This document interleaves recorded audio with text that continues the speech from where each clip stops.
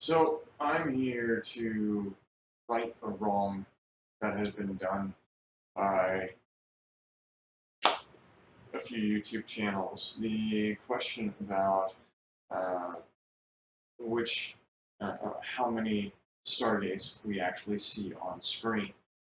Um, the number was wrong, clearly. Otherwise, I wouldn't be making this video. First of all, he decided to uh, not separate between the proto-supergate and the actual supergate, which I find is a problem. And he actually missed something else. So it presents, first and foremost, you have the three main types of gates. You have the Milky Way version.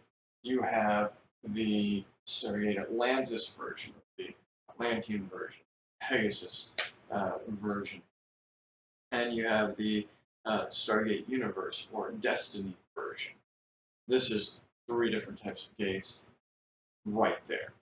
He also makes reference of Orland's gate, which, interestingly enough, if you really pay attention very closely to this, what you actually see is 7 different chevrons. You have this amassing, this amassing, this amassing, this amassing, this amassing, this, and this. Now, these are 7 sections that are divided up very specifically. Okay? Now, you might think that I'm just talking gibberish whenever I specify this, whenever I pinpoint this, but it actually comes to a larger whole if you actually think about all different variations. The reason why I say this is because after you see all the different variations, or after you see, yes, I'm stuttering, I have a stuttering problem. After you acknowledge the idea that he just made a 7 chevron gate and not a 9 chevron gate, you end up recognizing something very specific. The Stargates were an idea that Atlanteans had when they left the Ori home galaxy. Okay, so here once again you can kind of see them a little bit better. You have these little loops down here that indicate a chevron. So you've got 1, 2, 3, 4, 5, 6, 7. When they left the Ori home galaxy, which was their home galaxy, there was this little throwaway clip of a design of Stargate. Now, Stargates did not have 9 chevrons, did not have a reason for 9 chevrons until the thought about destiny. There were multiple generations before Destiny where clearly they were already using Stargates. Now, in this particular one, which I also have slowed down, what you can actually see is very clearly 1, 2, 3, 4, 5, 6, 7, 8 chevrons, not 9. So now you have a new concept. We have, and this was one of these Stargates that was not regarded as its own individual Stargate beforehand.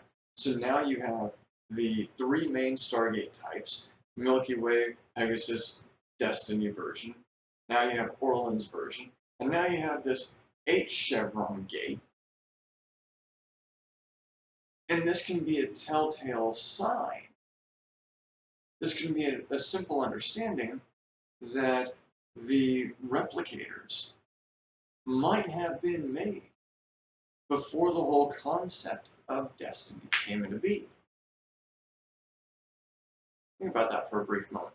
What would the Stargates look like before any thought, any notion of destiny? Now, of course, they clearly are jumping from one galaxy to another, so they already have the idea of going from one galaxy to another. So it stands to reason that chances are the first initial Stargates had 8 chevrons. I like to think that they only had 7, but that's my own little shtick. It's also possible that they started out as 8 chevrons. Nonetheless, we have in-universe verification that there is a concept of 7 chevrons. There is a concept of 8 chevrons. So a Stargate does not have to have 9 chevrons. Personally, I think that was something by Roland Emmerich, I think it was, who initially created the Stargate movie, where even the personal transport rings had 9 layers to them. Not only 9 chevrons, but also 9 layers. Now, aside from this, going further, I guess I could jump ahead. Of course, in this one, which is from the movie, you see that this one actually has absolutely no lights to it, which is intriguing in and of itself. The reason why it's intriguing is because it can very easily be presented that the Stargates were being manufactured by different companies within the Ancients. We all know that the Ancients were not a completely solidified group. You had the governing council, and you had multiple individuals who disagreed with the governing council. You had Janus, for instance. You had Chaya or Athar. You had Orlin. You had Oma. Now, granted, the other three, Chaya, Orlin, and Oma, uh, their split comes after Ascension. But I'll get back to that in another video. Now you have the proto-supergate, which throughout this, you can clearly see that you can clearly see that the pieces of the gate are very similar to the size of a Teal'c. A Teal'c is very small, and these pieces are only a little bit larger. Now, chances are the Teal'c couldn't fit through the gate for different reasons, but clearly these pieces are made to fit through the gate, and to be made. This is as it's being referred to as a proto-gate. It has a purpose. This gate is the only gate that can actually fit these pieces through of the fully developed supergate. So, you have a fully developed supergate. You have a proto-supergate, which is made specifically to get these pieces through. So you have two types of supergates. You have Orlin's gate. You have the no. You have the replicator satellite gate, which only has 8 chevrons. Then you have the 3 main gates: the Milky Way, Pegasus, and Destiny gate.